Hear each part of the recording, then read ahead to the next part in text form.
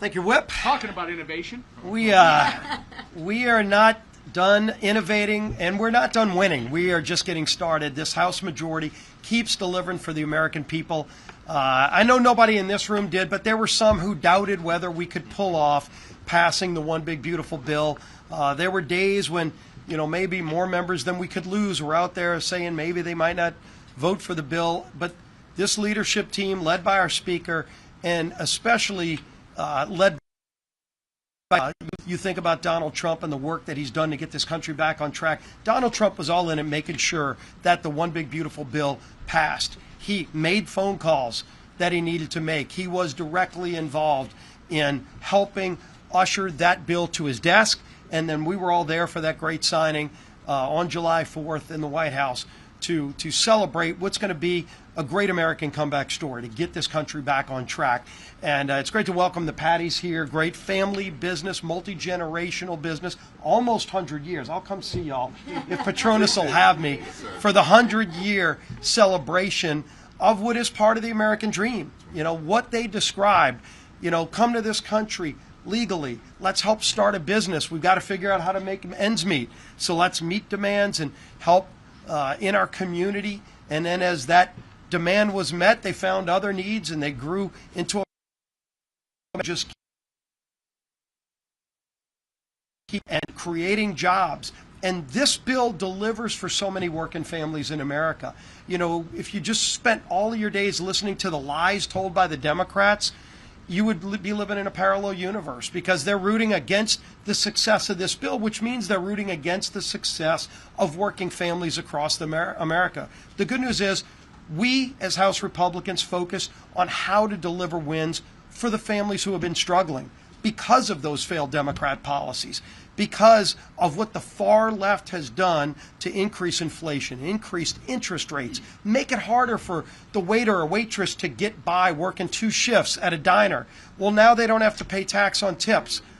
And as Democrats are lying about billionaires, what they actually did was vote against those waiters and waitresses. They voted against those shift workers at the Patty shipyard who are working overtime and are wondering how much time they're spending away from their family, and they have to pay so much in taxes. Well, now they won't anymore.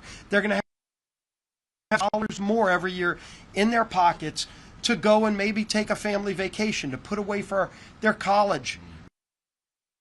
Every Democrat, how are they going to reconcile that when they fan across America? And I know Akeem is taking this traveling roadshow around the country to try to keep lying about the bill. The problem is he is flying in the face of Americans who know how good this bill is going to be for them. As he's lying about billionaires, every senior citizen who gets a benefit from this bill is saying, wait a minute, why'd you vote against a $6,000 deduction for me? That's what every Democrat did.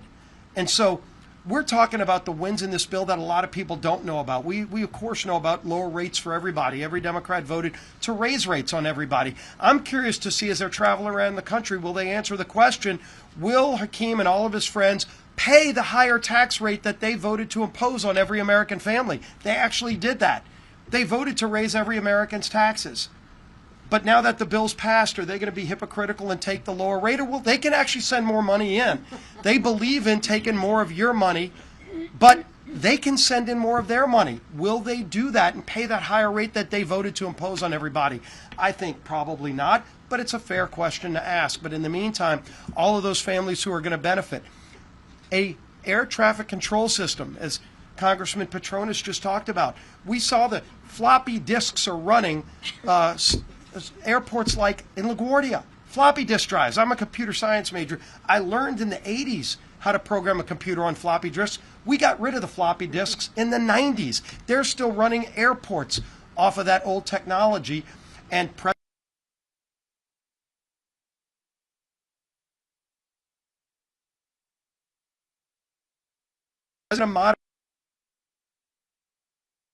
they have the confidence that that air traffic control system at their airport will run off of modern 21st century technology, not 1980s technology.